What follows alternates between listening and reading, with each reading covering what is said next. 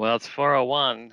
I think we can get started. Hello, everybody. Our new and improved, updated WebEx platform. Everybody looks great. I'm Chair Zelli, and this is the Metropolitan Council, June 23rd. This is our first summer meeting. It's official. Before we start, surprise, it's an electronic meeting. And under the governor's emergency executive order still. We're conducting the meeting under Minnesota statute section 13D.021, and regrettably, if you're tuning in from the public, we're unable to take public comments, but we really do invite any email that you'd like to give us at public.info@metc.state.mn.us, and we will respond to your comments in a timely manner.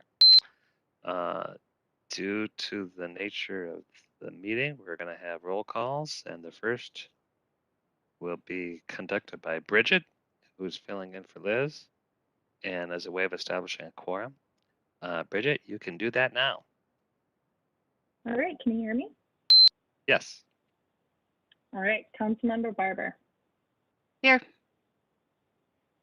Chambliss. Here. Cummings. Here. Ferguson. Ferguson. Fredson. Here. Gonzalez. Here. Johnson. Here. Lee. Here. Lilligren. Here. Lindstrom. Lindstrom. Muse. Here. Sterner. Present. Vento. Here. Wolf. Here. Zarin. Zarin is present.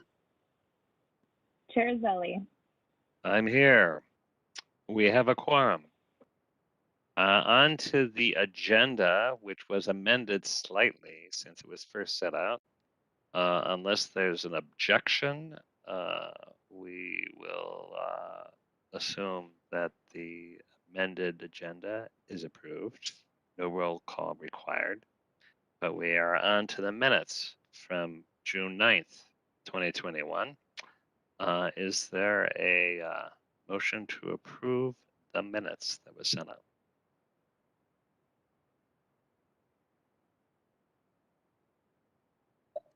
This is Sterner. I'd make a motion to approve the minutes. Thanks, Al. Any second? Cummings seconds. Thank you, Molly. Any discussion, corrections, questions? All right, hearing none. Bridget? Councilmember Barber. Aye. Chambliss. Aye. Cummings. Aye. Ferguson. Aye. Ferguson. Oh. Fredson. Aye. Gonzalez. Aye. Johnson. Aye. Lee. Aye. Lilligren. Aye. Lindstrom. Lindstrom. Muse. Aye. Sterner. Aye. Vento. Aye. Wolf. Aye. Zarin. Zarin's an aye. Chair Zelli. Aye. The minutes are approved. On to the consent agenda. Can I have a motion and a second to approve the consent agenda? Chambliss makes a motion to approve the consent agenda. Thanks, Rita. Second? Sterner seconds. Thanks, Phil. Any discussion? All right, hearing none. Bridget, please call the roll. All right, Councilmember Barber, Aye. Chambliss, Aye. Cummings, Aye. Ferguson, Aye. Fredson, Aye. Gonzalez, Aye. Johnson, Aye. Lee, Aye. Lilligren, Aye. Lindstrom,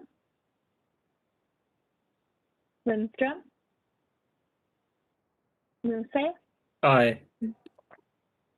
Sterner, Aye. Bento, Aye. Wolf, Aye. Zarin, Aye. Chair Zelli. Aye. The consent agenda is approved. On to the reports from standing committees, and the first report is from Community Development. Councilmember Lilligren. Yeah, thank you, Mr. Chair and council members. Community Development Committee brings 2 items forward for consideration this evening. The first is item 2021-141. It is the 2021 Livable Communities Demonstration Account Pre-Development Award recommendations. And the action is to grant funds to support 3 pre-development projects in 3 different cities. And just to remind council members, pre-development grants are intended for applicants who are defining a project, do such activities as design workshops, development of site plans, financial analysis, market studies, project-specific stormwater management plans, geotechnical analysis, fiscal, travel, demand management, or impacted analyses in support of an identified future development project.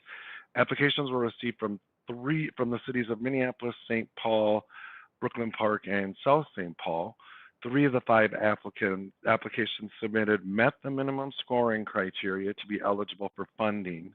The projects awarded will support affordable housing, business incubation space, and anti-displacement measures, and remaining funds can be allocated to future programming. So, Mr. Chair, I move that the Metropolitan Council award 3 Livable Communities Demonstration Account pre-development grants totaling $275,000, one to the City of St. Paul for the Rondo Restorative Development Overlay District, that's $150,000, one to the Brooklyn Park Economic Development Authority for their Innovation Hub, that's $50,000, and one to the City of Minneapolis for the Chicago Lake Rebuild, that's $75,000, and also to authorize the Community Development Division Director to execute the grant agreements on behalf of the Council. Great, thank you. Is there a second? Councilmember Fredson, I'll second. Thanks for that. Any discussion, question? Mr. Chair, Yes, Councilmember Wolf. sure, go ahead. Thank you. I'm planning on voting no on this. I just wanted to let people know why.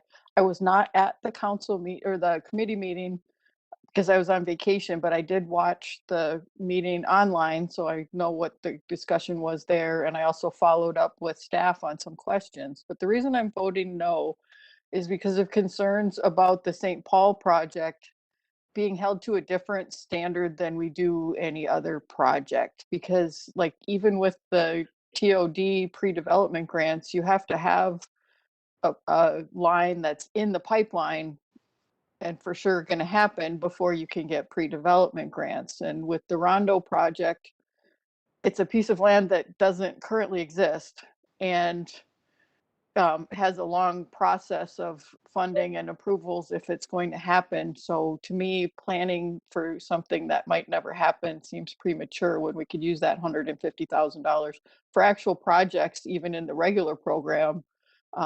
And we tend to be oversubscribed for our regular program. So it's just a feeling that it's premature. We don't have any rules about that, but we've never had something come up where we get an application for land that doesn't exist. So that's why I'm voting no.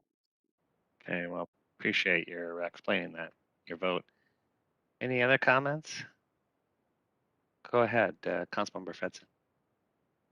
Thank you, Chair. Just wanted to say that I would urge folks to support this. Proud to support the ongoing planning efforts for the Rondo Land Bridge. Obviously, we can't undo the damage that was done with the building of I-94 through St. Paul and Minneapolis, but this is one step we can take to kind of heal the kind of deep cut that the building of I-94 made in St. Paul and in Minnesota. And it's a step we can take to help reunite the community and reconnect the neighborhood. And it's a state and community partnership for folks that are tracking what's happening up at the legislature. This is also is in the queue for receiving some planning money from the legislature. It's part of a bipartisan agreement to fund additional planning efforts around the land bridge. So just want to lend my support and encourage you all to vote yes. Thanks. Thank you, Councilmember. And it's also worth noting, part of our larger planning, we've been in the transportation area. We've been working with MnDOT on rethinking I-94, which includes a lot of conversation about this possible freeway lid.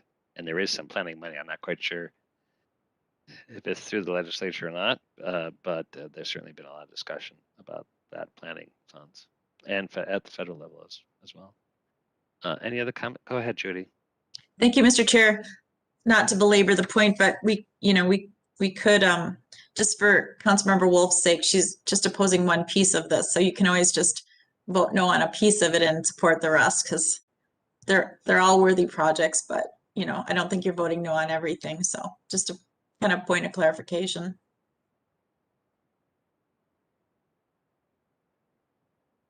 True. All right, any other thoughts, comments? All right, I think, Bridget, we're ready for a vote. Go ahead. Councilmember Barber, Aye. Chambliss, Aye. Cummings, Aye. Ferguson, Aye. Fredson, Aye. Gonzalez, Aye. Johnson, Aye. Lee, Aye. Lilligren, Aye. Lindstrom,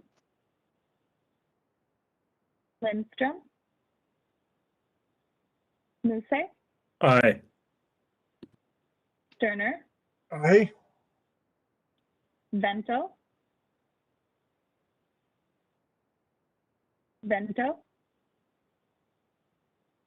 Aye. Wolf, Nay. Zarin, Aye. Chair Zelli. Aye.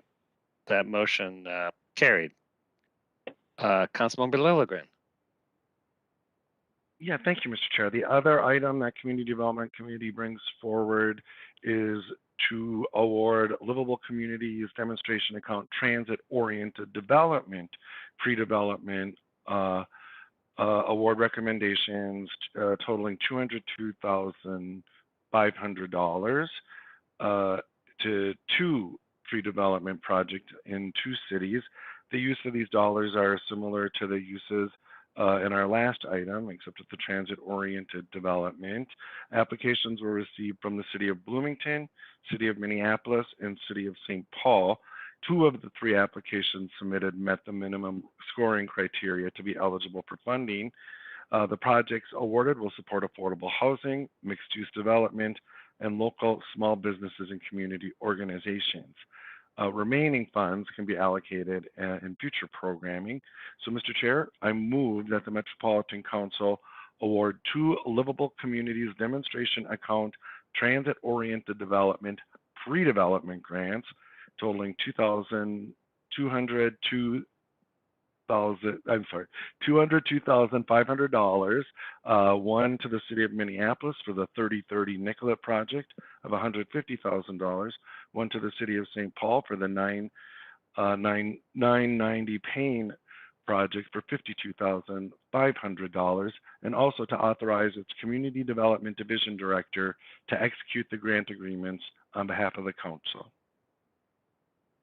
Okay, is there a second? Johnson seconds. Thank you, Councilmember. Any discussion, questions? All right, hearing none. Bridget?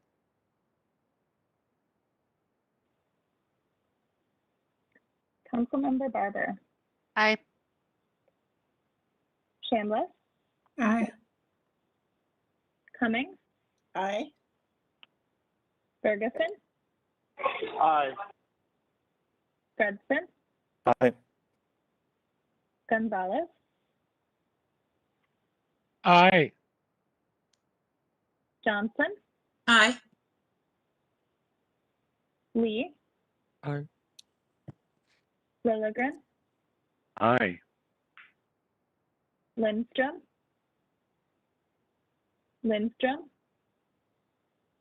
Muse, Aye. Sterner, Aye. Vento, Aye. Wolf, Aye. Zarin, Aye. Chirizelli. Aye. That motion carried. The Environment Committee has reports on the consent agenda. There are no reports from the Management Committee, which takes us to the Transportation Committee. Councilmember Barber.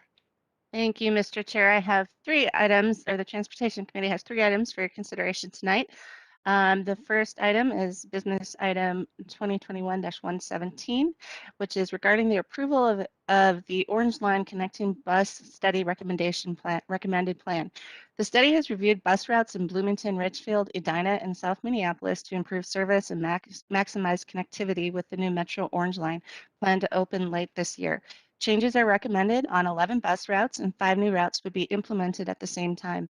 The plan will connect areas where frequent transit already exists with better access to suburban jobs, educational opportunities, services, and other key destinations, especially for communities of color and lower income groups, and particularly in the midday, evenings, and weekends. And I have asked Cindy Harper here to join us tonight to run through the presentation that she gave to Transportation Committee. So that I think this is really reflective of what we've been talking about over the last couple of years of really incorporating our values into how we deliver transit services. And also, I think it's something we want to make sure that we're sharing with our constituents. So I'm going to turn it over to Cindy. Great. Welcome, Cindy. Thank you. Good afternoon, Mr. Chair and council members. My name is Cindy Harper. I am the Senior Manager of Route Planning for Metro Transit Service Development Division. And today I'm here to present the service changes recommended in the Orange Line Connecting Bus Study. This work has been going on for over a year, and earlier this year we released a concept plan, and now staff has modified that plan based on the public feedback we received. I will walk through the changes we're recommending in conjunction with the opening of the Orange Line BRT later this year, and then finish with the business item asking the council to approve the recommended plan for implementation. Next slide, please.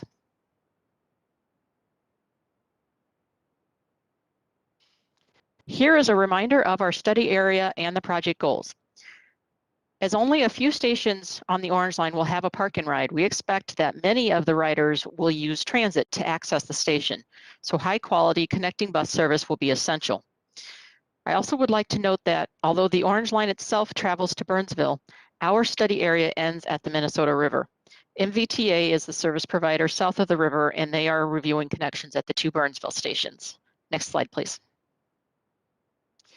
Earlier this year, we asked our riders and other project stakeholders to weigh in on the changes that we proposed in our concept plan. We used several different outreach strategies to get the word out and received about 600 comments. We heard strong support for the Orange Line itself And stakeholders were pleased that our concept plan included coverage on all of the various local branches of Route 535, which will be replaced by the Orange Line. They also supported restoring service on 2 routes where it's currently suspended due to the pandemic, simplifying 4 routes so that all of the trips follow the same routing, and improving frequency on 7 routes.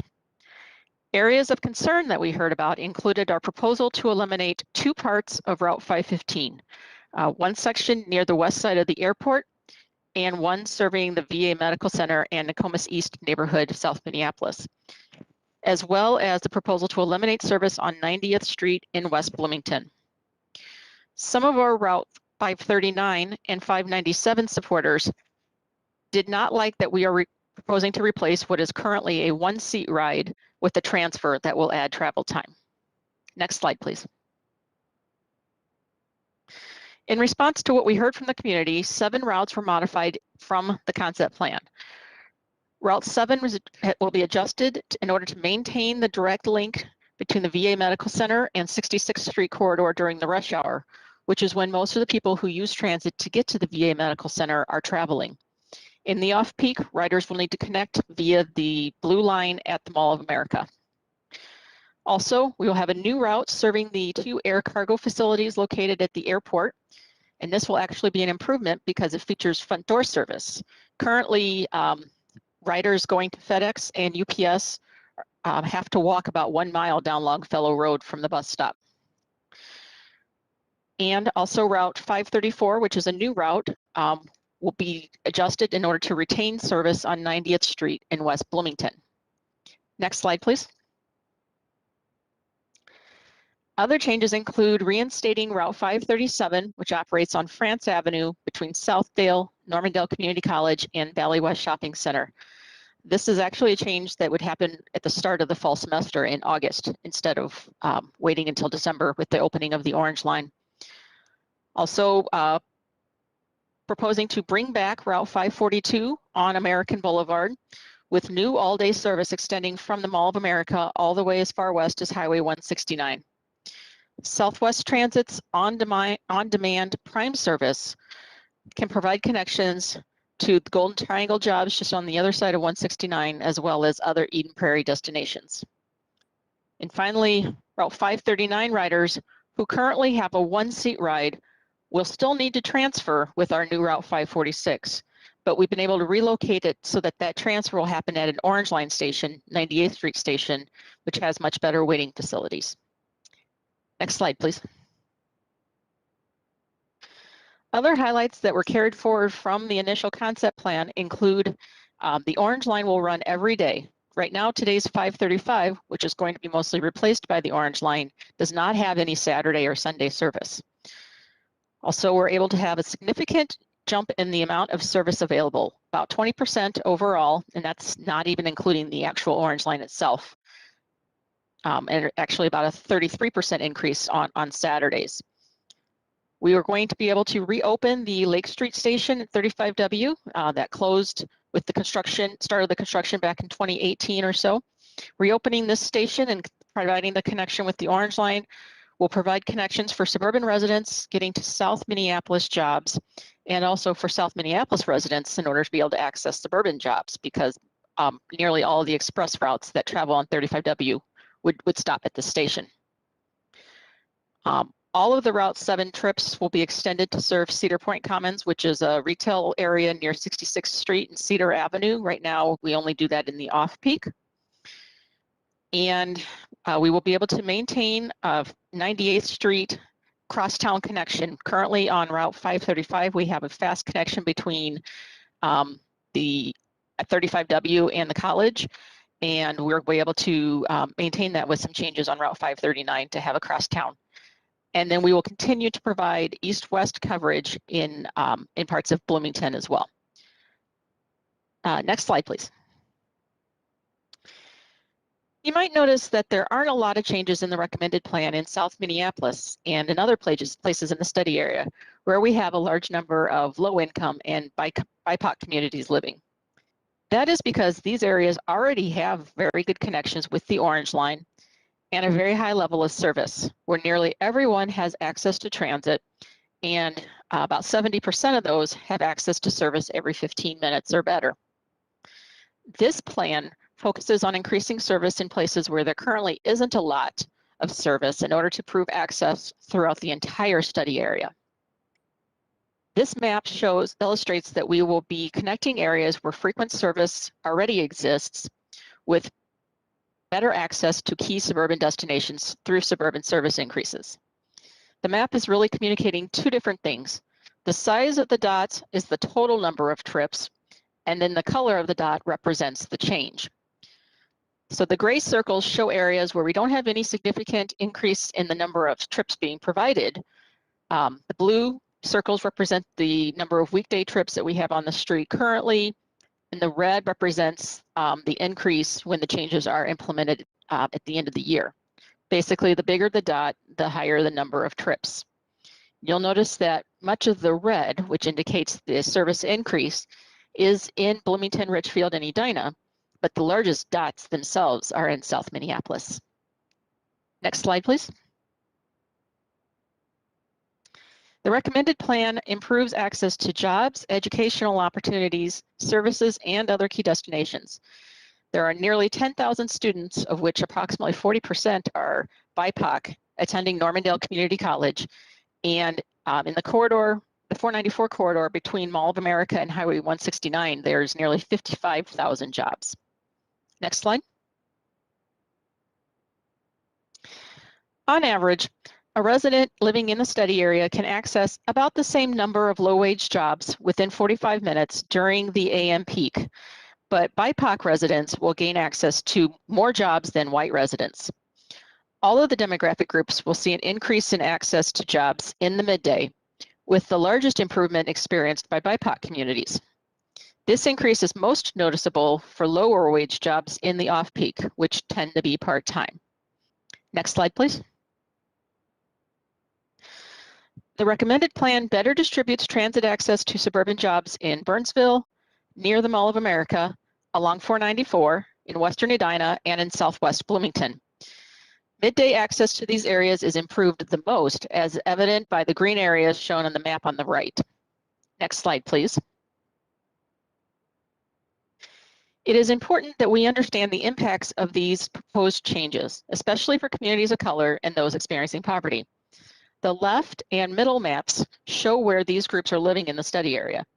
We want to pay attention to the darker dots, which represent where lower income and BIPOC people are living. On these maps, every dot represents 50 people. The map on the far right shows the change in the number of weekly trips. And green means more trips, purple means a decrease in the amount of service.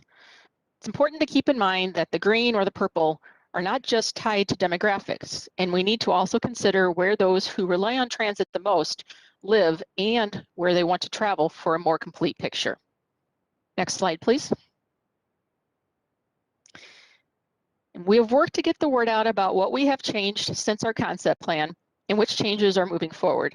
There was no formal public engagement period. At this point, we were letting everyone know what it is that we are asking the council to approve. Once again, our website, social media, and existing venues such as the Writers Club were key to our outreach. And the project was featured in the Star Tribune recently. There will be another major effort to make sure everyone knows what is happening as we get closer to the start date. Next slide, please.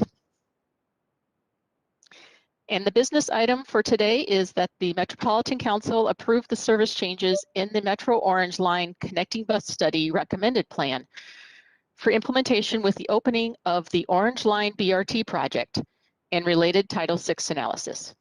I'd be happy to take any questions. Great, thank you for that wonderful presentation, Cindy. Any questions?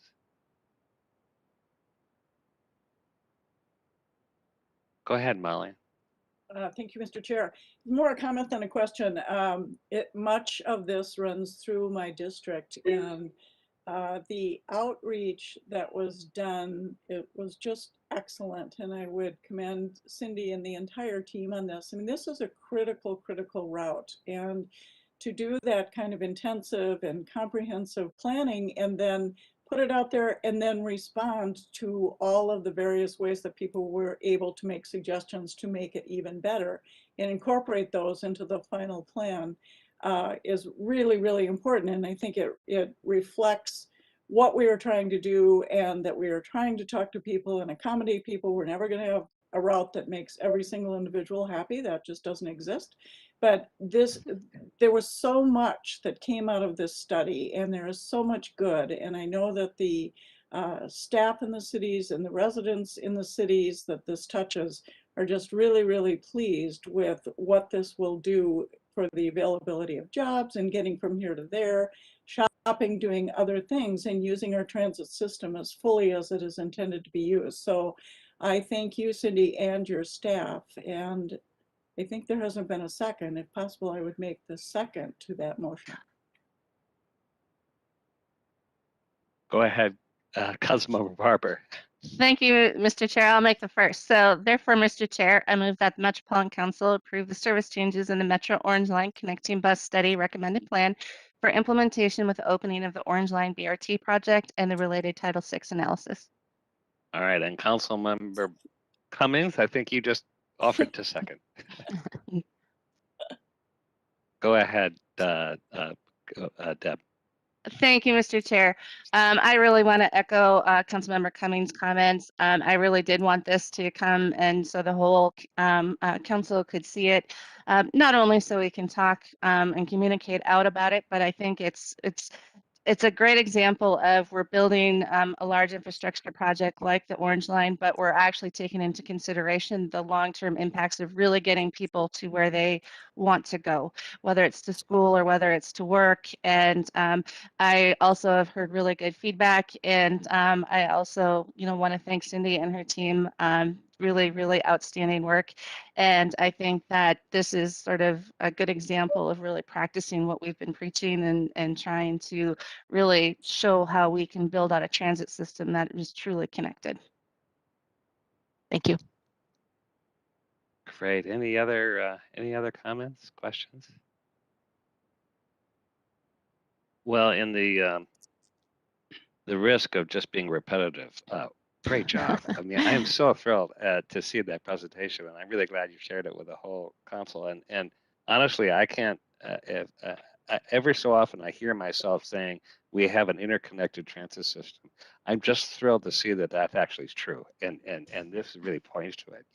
That we're actually talking about not just one of these lines in isolation, but how it's so integrated with the entire region and this particularly this area, which really needs enhanced service, and it's really good to see that graphically. Great, thank you. All right, if there's not any other comments, questions, Bridget, you may call the roll. All right, Councilmember Barber. Aye. Chambliss, Aye. Cummings, Aye. Ferguson, Aye. Fredson, Aye. Gonzalez, Aye. Johnson, Aye. Lee, Aye. Lilligren, Aye. Muse, Aye. Turner, Aye. Vento, Aye. Wolf, Aye. Zarin, Zarin's an aye. Chair Zelli. Aye. So that motion carried. Councilmember Barber, back to the green line. Yes, thank you, Mr. Chair. Council members, business item number 2021-132 is for executing a change order for the contract with Aldrich Parsons, a joint venture, for up to 3 years of storage for manufactured light rail system components. Due to the anticipated delays in civil construction, impacts to the availability of work sites designated for systems components are expected. Generally, when civil construction work is complete, the site is handed over to the systems contractors to begin that work. Systems work is traditionally one of the last pieces of LRT work before the line undergoes testing and enters revenue service. The lease for the storage facility will be for up to 3 years due to the rental market being extremely constrained. A year lease for suitable storage facility was not possible. By storing the components locally, significant costs and schedule delays associated with delaying component production are mitigated, as the manufacturers will provide and deliver the components on the originally planned schedule. Costs for local storage include storage facility setup, security, management, utilities, maintenance, loading and unloading, and storing of the components. The change order is within the scope of the Southwest LRT project and will be part of the project's budget. It includes work performed by DBE firms such that APJV will continue to maintain a 12% DBE participation for the overall contract. Therefore, Mr. Chair, I move that the Metropolitan Council authorize the regional administrator through the Southwest LRT Council authorized representative to negotiate and execute a change order for contract 17P000 with Aldridge Parsons, a joint venture, in an amount not to exceed $8,972,046,000.95 for up to 3 years of storage for manufactured light rail system components. Okay, is there a second? Cummings seconds. Thank you, Molly. Any questions, discussion? Yeah, I would add that nobody likes to see this kind of funding for just storage, but it is, I think, prudent that keeping these components, all this very technical and vast amounts of equipment safe and secure and available, because if it isn't available when it comes time to build this, then that would be an even greater cost. So it helps with timing, mitigates the risk. Any more comments? If not, Bridget, you may call the roll. All right, Councilmember Barber, Aye. Chambliss, Aye. Cummings, Aye. Ferguson, Aye. Fredson, Aye. Gonzalez, Aye. Johnson, Aye. Lee, Aye. Lilligren, Aye. Muse, Aye. Sterner, Aye. Vento, Aye. Wolf, Aye. Zarin, Aye. Zarin's aye. Chair Zelli. Aye. All right, that motion carried. Councilmember Barber. Thank you. Mr. Chair, council members, this item is a motion to amend a previously approved action by the Metropolitan Council. The committee report for business item 2020-295 on the council's December 23rd, 2020 meeting agenda included clerical errors that were later noted when the 2021 grant agreements were finalized for execution. The business item was stated correctly, but the summary committee report contained incorrect dollar amounts. The below proposed action was motion to amend a previous approved action, revises the committee report to be consistent with the business item 2020-295.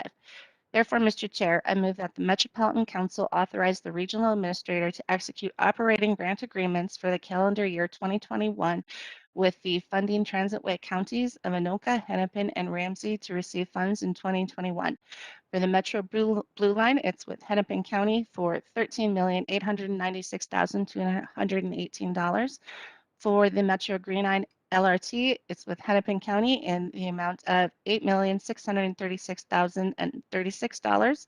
With Ramsey County, it is $5,757,357. And for North Star, it is with Anoka County, $3,061,531, and Hennepin County, $699,279. Thank you. Is there a second? Wolf seconds. All right. Any questions? It's really to amend a clerical error. I think the record should show that Councilmember Barber is doing a really great job of of articulating a lot of numbers really quickly. All right, any thoughts? No? All right, Bridget, you may call the roll. Councilmember Barber, Aye. Chambliss, Aye. Cummings, Aye. Ferguson, Aye. Fredson, Aye. Gonzalez, Aye. Johnson, Aye. Lee, Aye. Lilligren, Aye. Muse, Aye. Sterner, Aye. Vento, Aye. Vento, Aye. Wolf, Aye. Zarin, Aye. Chirizelli. Aye. That motion carried. Now we're on to the information item. Initially, we were going to have a report from Judge Shetton on the legislative session, but thinking that it would be over by June 23rd, but they're still in session and some things still being worked out. So I think it's better for us, rather than have a report of what might happen, we'll have a report about what did happen. And so we're going to just defer that. But my understanding is that we expect that the session will be resolved and adjourned before the end of the fiscal year. And we kind of look forward to giving you both written reports, but also we could talk more about it at our next meeting. But this is a time for a little update information item on the Southwest Light Rail project, and I think we're going to have Jim Alexander give that presentation. Jim, are you here? I am here, Mr. Chair. Can you hear me okay? Yes, we can. Go ahead. Unfortunately, my video is having issues, so I won't be able to do the video, but I do have a presentation to run through for you all. And Greg, it looks like you're pulling that up. So we try to give you all an update on the Southwest LRT project on a quarterly basis, and we last did our update on March 17th, the committee of the whole. So it's time to get you updated on where we are. So Greg, if you could advance to the next slide after that. Oh, I guess we got another one. Okay, this is good. So you may recall we talked about our challenges as I've worded them, and we just talked about the business item related to those challenges, the delay to the civil construction. And there are two pieces, just to remind you all about where we were earlier this year, where we talked about the border protection wall in the eastern part of the project. And we have since signed a change order, which that went through council for approval. And so the work is underway, and I have a slide to show that later on. The other piece relates to the Kenilworth corridor and the tunnel that we're looking to build and are building, and relates directly to the secant wall. And that was due to unforeseen soil conditions, and so we have to insert that into the project. So that will be a forthcoming change order that I'm hopeful that I can bring to the Transportation Committee and the council later this summer. We're still working out details on that, but because of these two pieces, we are impacting the schedule. Original revenue service date on this project was 2023, and I've indicated out in the arena that that is not going to happen, and we're still in the process. If you could advance the next slide there, Greg.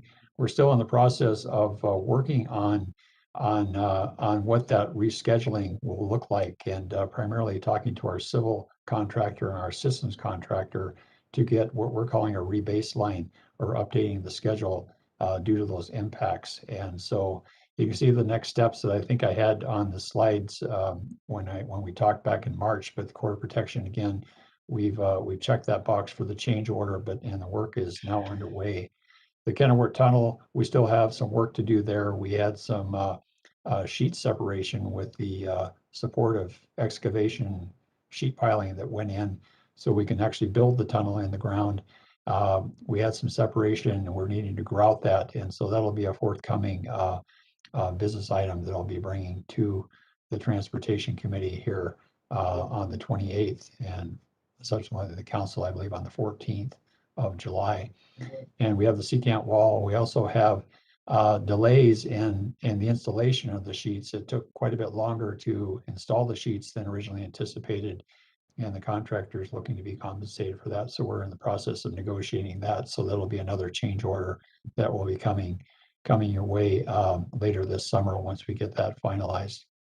I think the big piece here is the resequencing of the tunnel construction that has to happen because of that secant wall insertion. And so we're still working with the contractor on that as well. But so it really comes down to schedule, getting the schedule redefined on the civil, and that will roll into the systems redefinition of the schedule, and also SCADA. SCADA is this, just we have integration testing responsibilities for that SCADA contractor that will be kind of partnering with the systems as we get to eventually get into revenue service.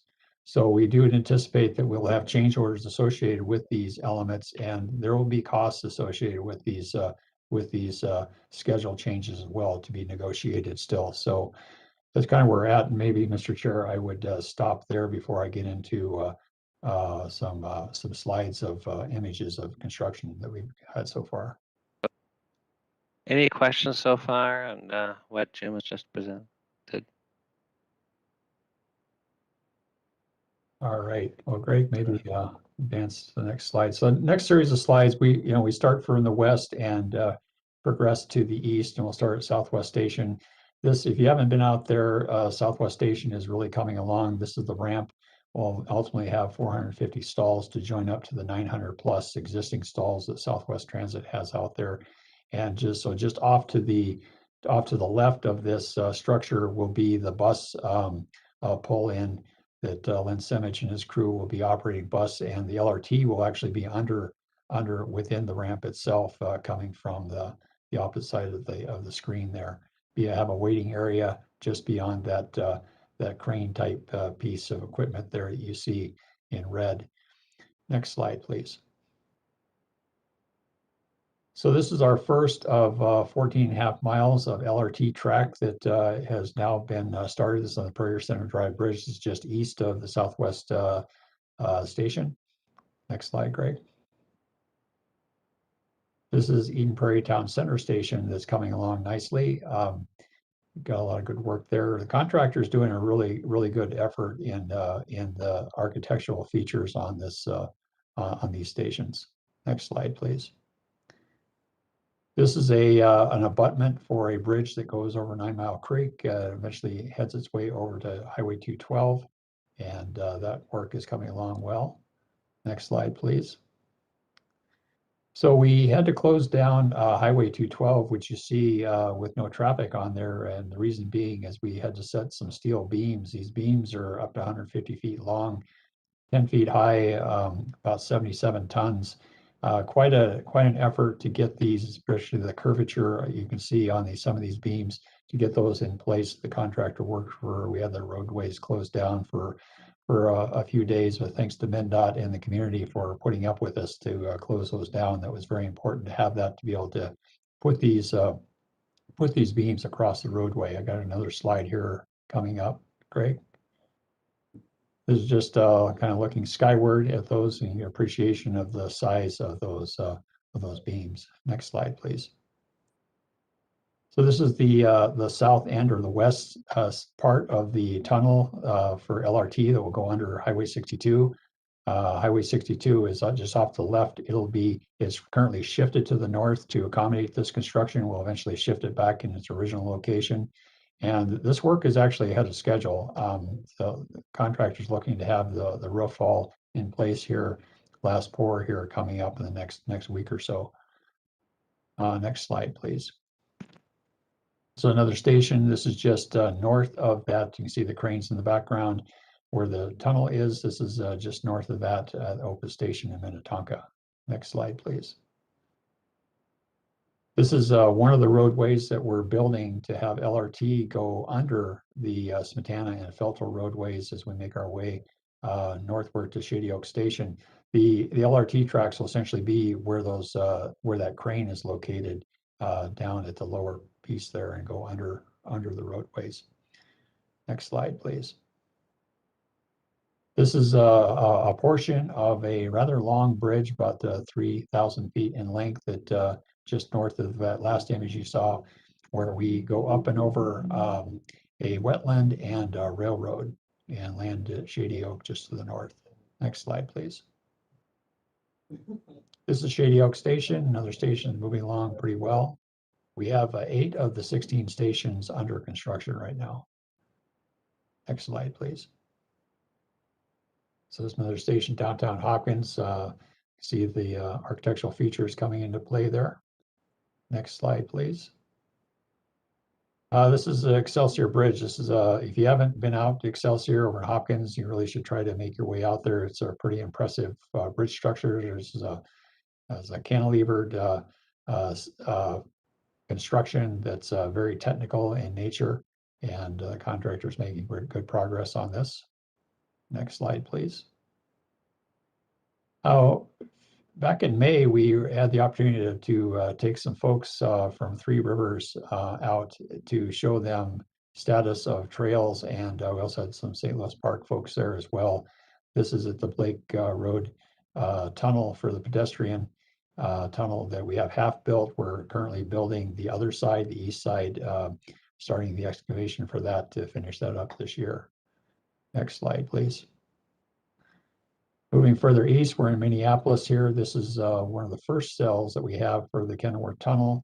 They essentially have, contractor has put in the base slab, which we're calling a tremie pour, because they do it underwater, and they've taken out most of the water. The water was up about 19 feet from the base of the excavation, and we filled about 8 feet or so of concrete. And from there, the tunnel itself will be built inside this chamber, if you will. And we have 31 of these chambers that we have to build the just about half-mile long tunnel. Next slide, please. This is further east or north over the channel between Cedar Lake and Lake of the Isles, where we're building an LRT bridge. Just off to the left is the freight bridge that was built last year, and the existing pedestrian bridge that's used for construction access right now off to the right will eventually be a pedestrian bridge once it's all said and done. Next slide, please. And 21st Street Station coming along. Next slide, please. This is the quarter protection. The contractor is starting to drill shafts. There's quite a number of these shafts to build for the quarter protection wall to make that very stout to withstand any impact from the freight rail and light rail likewise. So that work is well underway. Next slide, please. And here we are up at Glenwood, where we see the LRT bridge coming out of the rail corridor. You can see the freight rail tracks off to the right there. This is in the foreground is the Glenwood Avenue bridge structure that we'll eventually have in place. We essentially have 3 bridges here. There's 2 roadway bridges, and in the middle is an LRT bridge where the LRT will be crossing at that roadway grade on the bridge. Next slide, please. Mr. Chair, I could pause there if there are any questions. Otherwise, I'll move into other focus areas of construction. Any questions for Jim?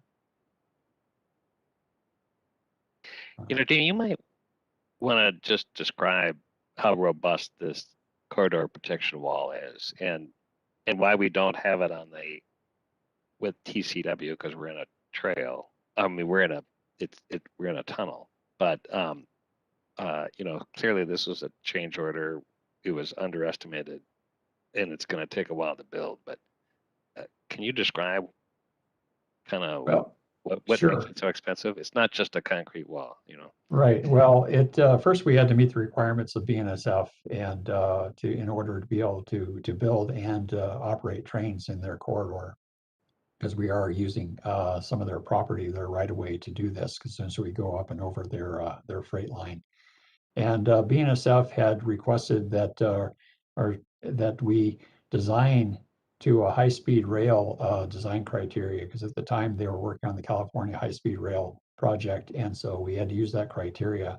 And it has to withstand a freight, locomotive, all its cars, doing a derail and hitting the wall, but not fouling the LRT. And so that requires a very stout wall, and the soils aren't so good out there. So we have a number of drilled shafts that have to essentially take that load, because they're essentially have the drilled shafts. On top of that, you have a wall, and that's all structurally tied together.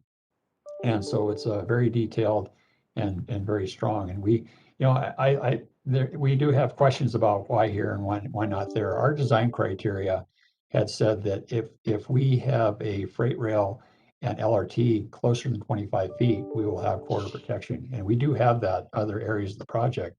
But BNSF looks at this as more kind of like a rail highway. And we needed to design at fairly high speeds within this corridor, where, for example, in the Kenilworth corridor, the TCNW operates at 10 miles an hour.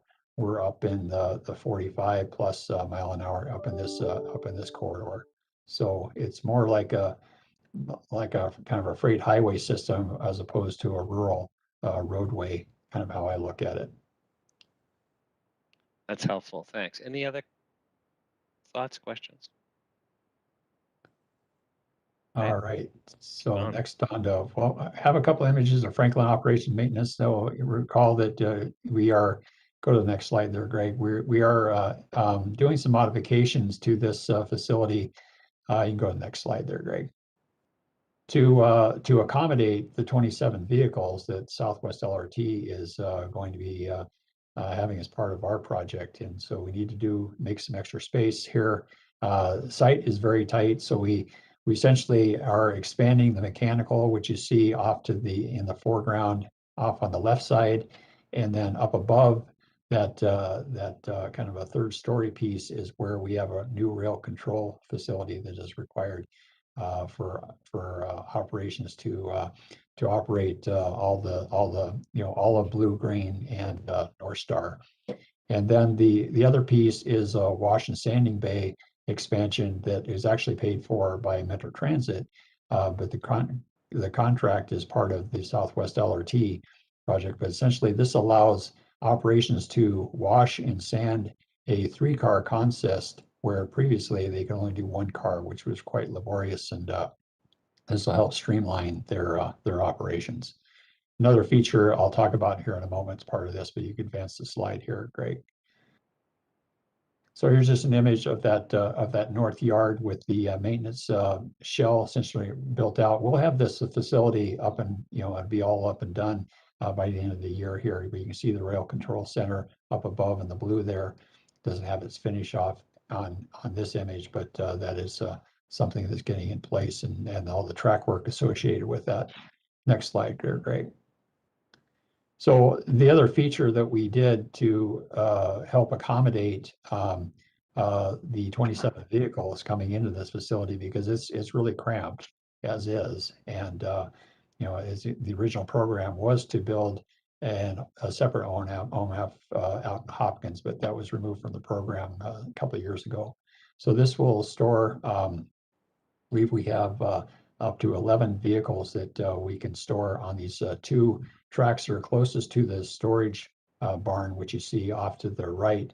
And then that west runner on the further to the left allows trains to pass. And so that work is well underway and should be operational here shortly. Next slide, please. So those are my slides for construction. I also have a real estate update. Should I just go into that, Mr. Chair? Sure, unless there's any questions. I think Molly has a question. Go ahead, Molly. Actually, thank you, Mr. Chair. I just wanted to make a comment. Thanks, Jim, for the presentation. It's really good. I would invite council members who maybe don't live over on the west side of town or get over to the west side here to come over and visit the site. To see it in person is really extraordinary. The project office is offering tours along the line for residents, and they've been very well received. And I took the tour last week in the Hopkins area, and I know that our residents were really excited to participate and get their questions answered and get a really deep sort of inside look and understanding. But again, when you see it, the idea that this project is being laid down in a thriving metropolitan area, and it is so narrow in some areas, and yet, nothing like this has been undertaken in the state, but every business continues to operate. Freight rail runs. People are able to access their homes. The restaurants are open. The businesses are opening up again. All of these things have to be accommodated. It's not out in the country where it's wide open spaces, and it is threading a needle that is just unbelievable. And when you see it in person, anywhere along the line, so if you have a chance, come over and take a peek. You can drive any part of it and pull over and look, and I think you'll be wowed when you see what this actually is. The slides are great, Jim. Seeing it in person is really extraordinary. So I just would encourage people to come on over on a lovely day and take a peek, because it's really quite a project. And I think that the work that's being done is really amazing, and I appreciate everything that the project office is doing. I know that we've had lots of change orders that have come before the council.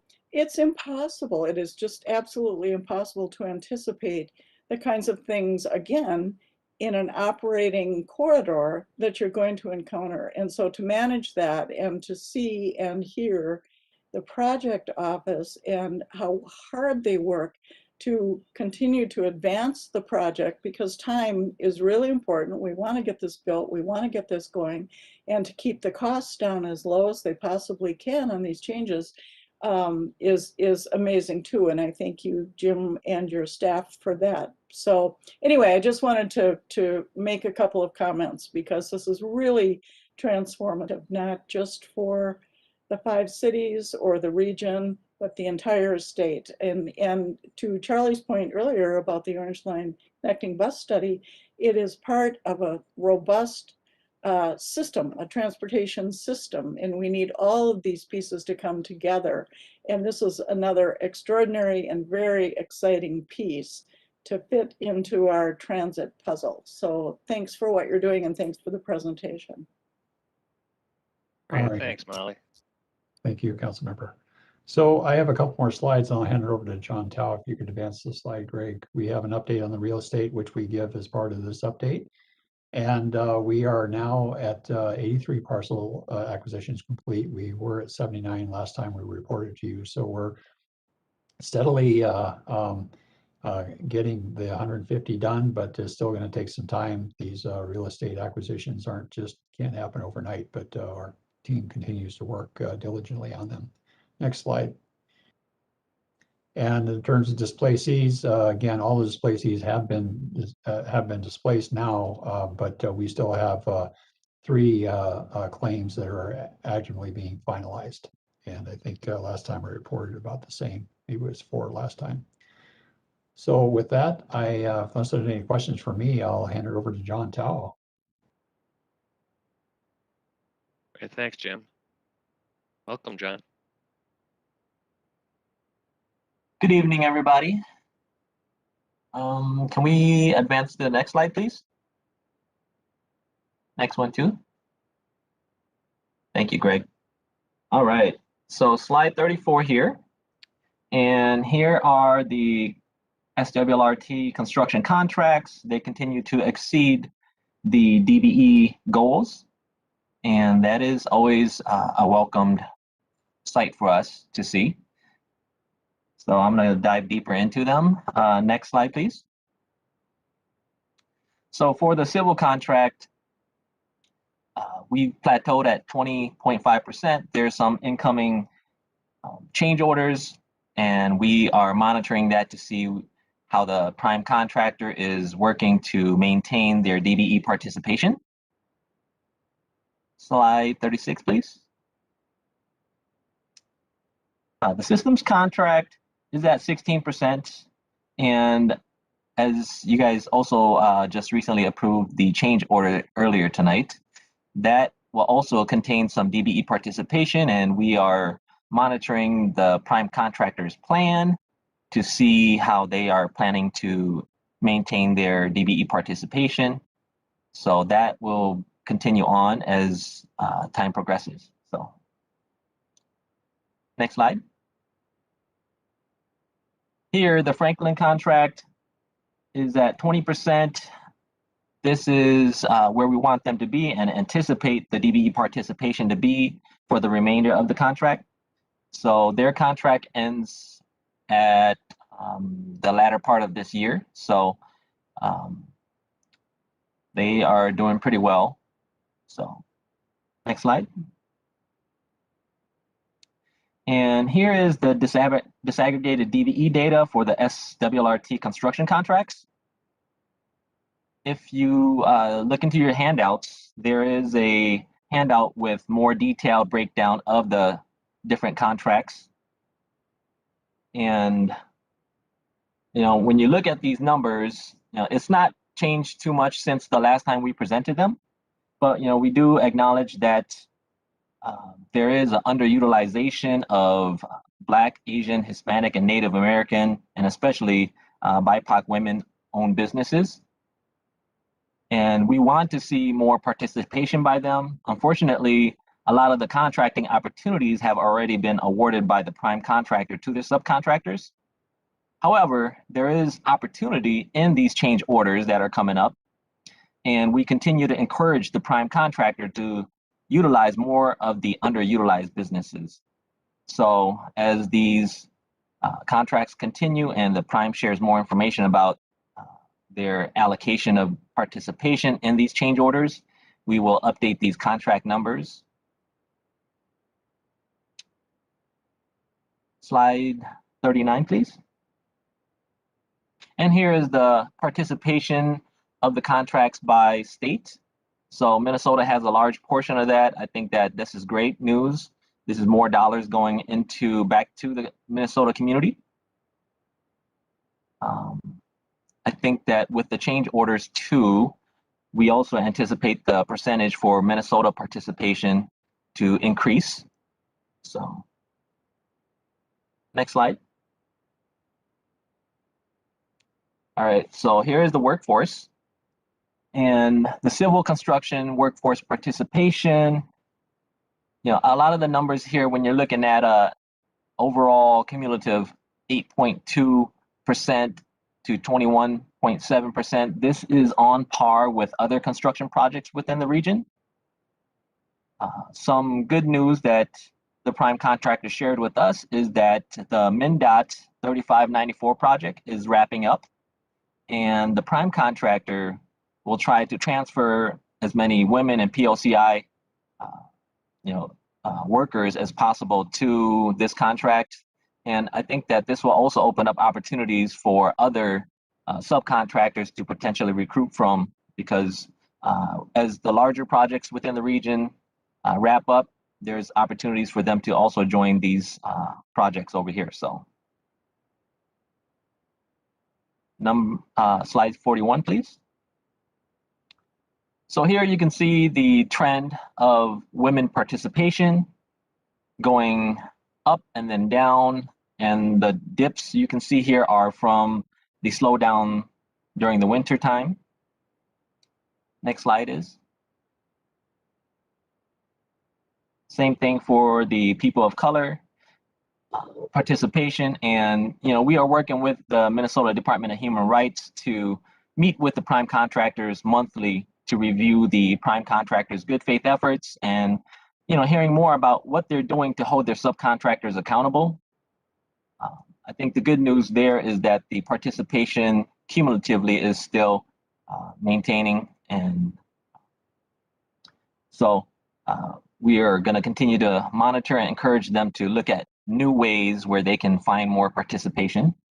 Here is the participation of the workforce on the civil contract disaggregated. So in this slide, there's also a handout and in the handout is more information about the disaggregated data for this. So, in one of the recent discussions with the prime contractor, they shared that they've been meeting with the community-based organizations and the unions, and also asking their subcontractors to attend workforce events, such as at the Minneapolis Urban League, and trying to recruit more women and POCI folks. So, next slide, please. So we don't have a slide for the systems contract because to date there's only been about 270 hours. That's very limited data, so we hope to have a slide in the future as their participation increases.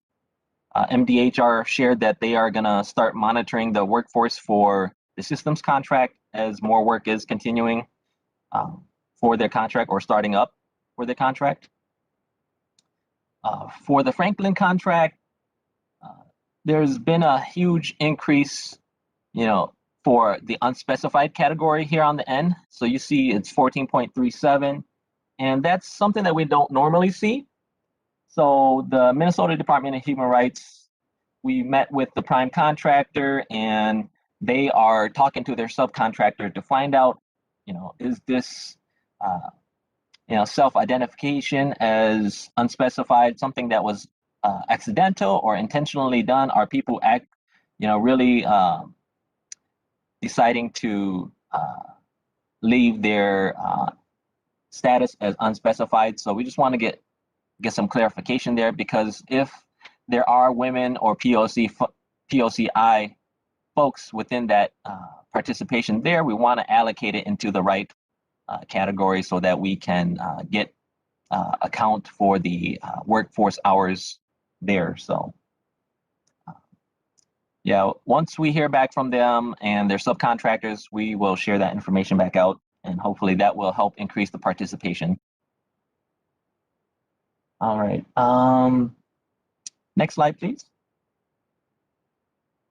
So here is the workforce trend for the Franklin project. As you can see, during the winter months, there was more participation, and more recently, the participation has gone down. This is due in part to one scope of work being completed and a different subcontractor coming on and doing more work. This particular rail subcontractor has a much less diverse workforce than we would like to see. So we had a recent DBE and Workforce Advisory Committee meeting, and we invited them to share more about their challenges there. But yeah, this is their participation here. Next slide, please. And then with the, you can see some of the same lower participation in the recent months as the women too here for POCI. I think that for us, it's good to see that at least at the very minimum, we are still maintaining the same participation or overall participation with other projects within our region. And at least if we're maintaining that, we are helping to contribute to the progress. Of course, we are working with the prime contractor, meeting up with them every month to get them to try new methods, continue to build new relationships with community-based organizations, because we know that that is where a lot of the community folks who are here locally, they go to for support services, and this is where the opportunity lies. Slide 47. Here's the disaggregated workforce data for the Franklin contract. And you can see here that there is a larger participation here for Black women. And that was part of the prime contractor had a couple of Black women working on their crew over the winter months. And that's why you see the uptick. So I think that, this goes to show that this is what happens when you get more women and POC folks on. It's going to increase the participation, and this is what we want to see more of. So they shared that those workers that were on with them, they decided to do a career change afterwards towards the spring. So, we were saddened to see that, but we encouraged them to continue to look for people to fill those roles and recruit and retain more women and POCI folks on their core crews. So, next slide, please. So, at the subcontractor workforce participation discussion meeting at the advisory committee meeting we had, these are the subcontractors that had a larger amount of projected workforce hours on these construction projects. So we invited them to come and share more information about their challenges that they are experiencing towards meeting the workforce goals.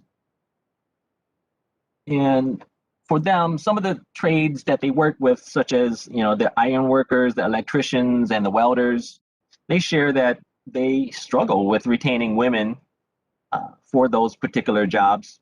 And some of the challenges they encounter are childcare, because construction jobs aren't the usual 8-hour day. Sometimes when construction is really busy, it's 10 to 12-hour days, and they struggle with finding daycare providers that are going to be able to be open that long or provide daycare for that large amount of time.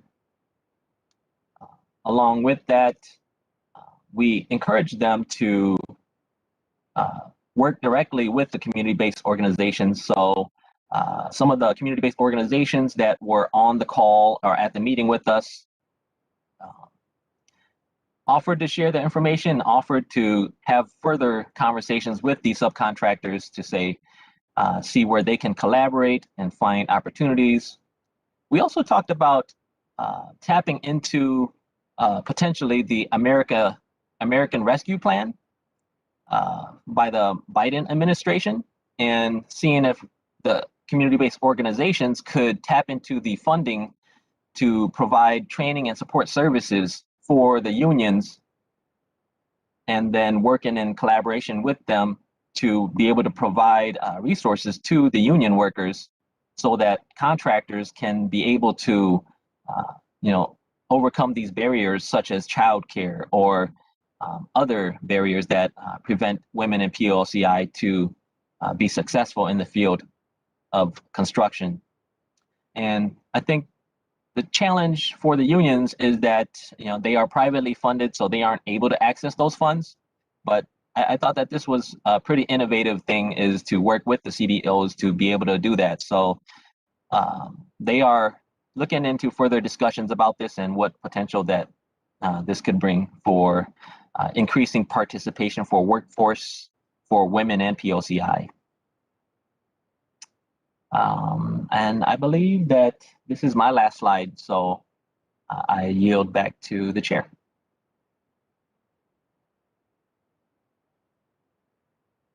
Thanks, John. I think any questions for John at this point?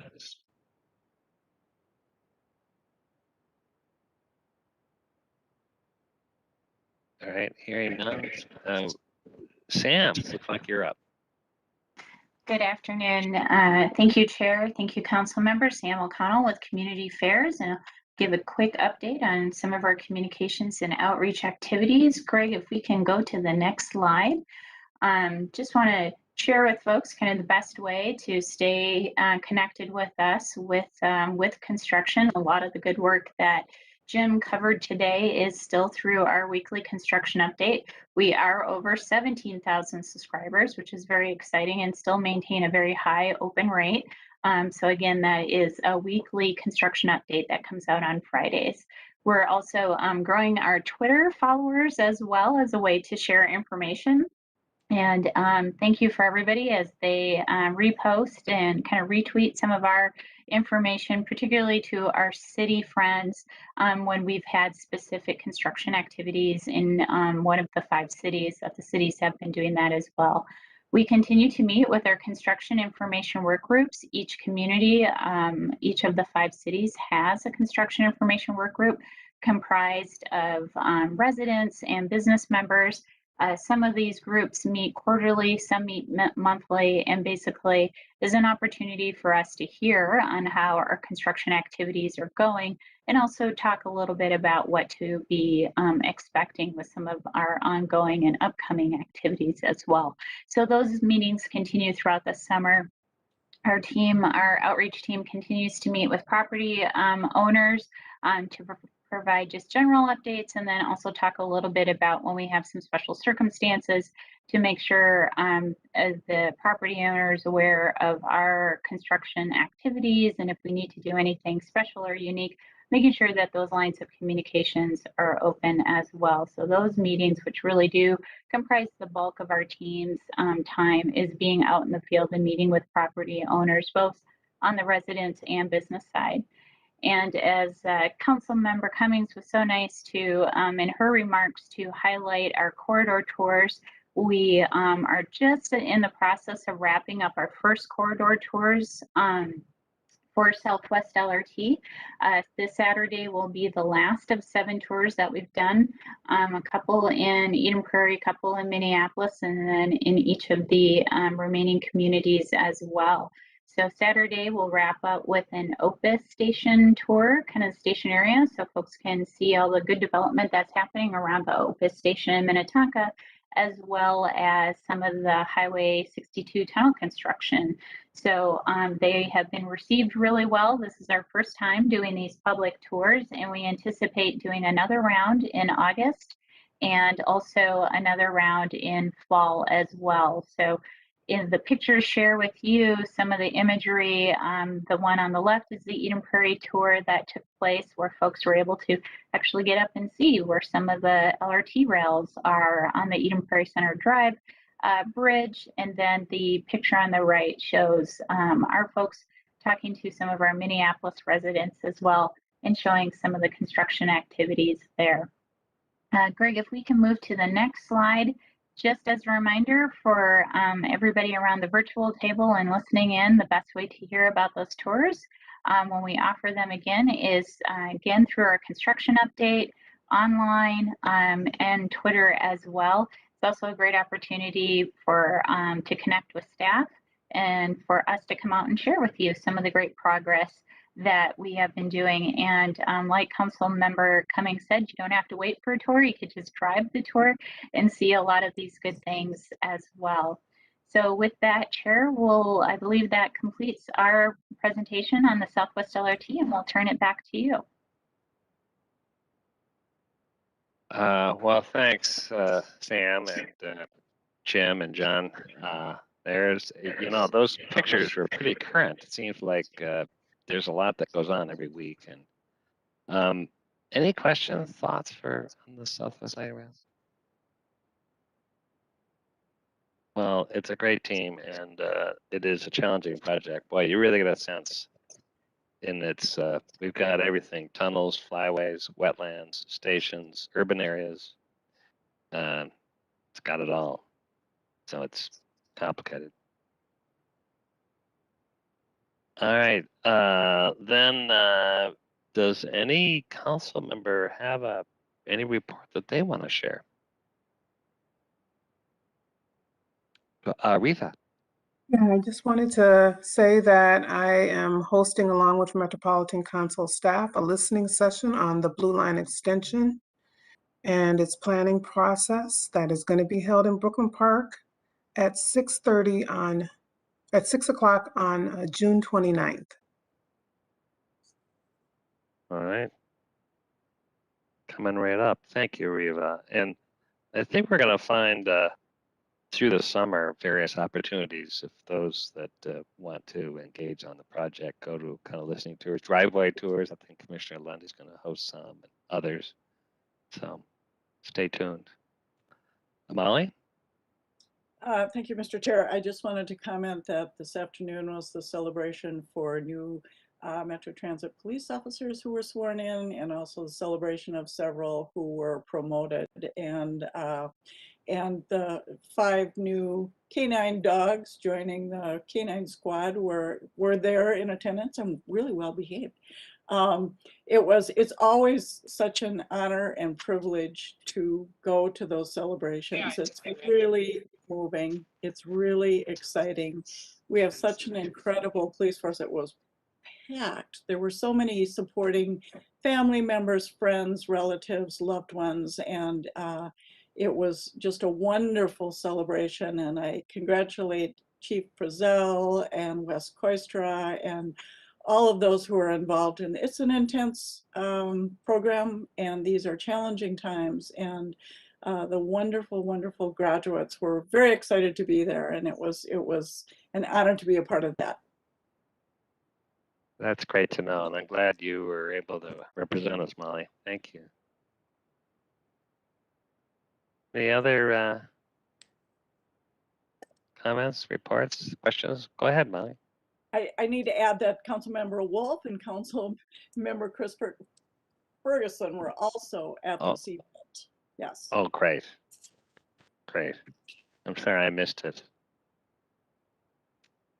Anybody else? How about Mary? You're here, I think. Anything you'd like to share? Mr. Chair, for the good of the order, I will pass tonight. All right, Anne there. She is. Hi, Anne.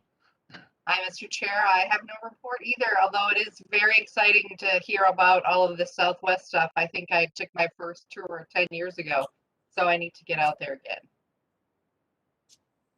Thank you. Yes.